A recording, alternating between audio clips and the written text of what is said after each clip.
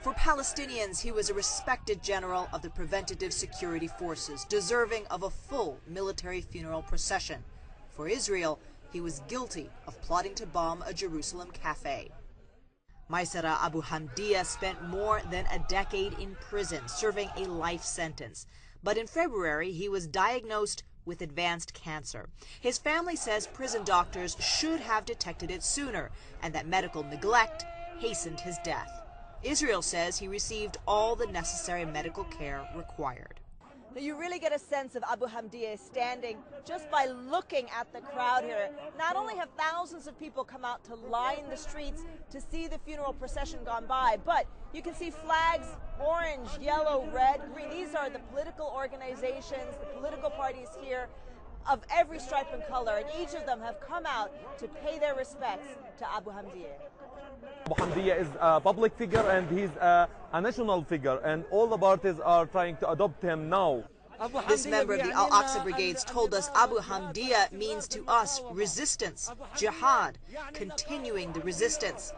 The Al-Aqsa Brigades has promised to act, he says, and when you make a promise, you must deliver. We advise the Israelis to rethink their actions. We love peace, but peace must be reciprocated. Abu Hamdiya was buried in his hometown of Hebron, one of the most volatile towns in the West Bank. One of the reasons his death has generated so much anger here is that nearly every family here has a relative in prison. You have right now about 4,800 Palestinians inside Israeli jails. That it means each family Palestinian has its son, one of their families inside Israeli jails, and some of them more than 30 years. Less than an hour after Abu Hamdiya is buried, fresh clashes erupt nearby. So this is Hebron, a divided town. Over there, Israeli settlers have moved in, and they have Israeli police and soldiers to protect them. Right around here, this has become the center of the flashpoints. Right around the corner there, we can see teenagers, kids throwing rocks, setting fire to tires, rolling down the street, just trying to move forward inch by inch, but frankly not making a whole lot of headway. And what they're coming up against is tear gas, rubber bullets, big flares.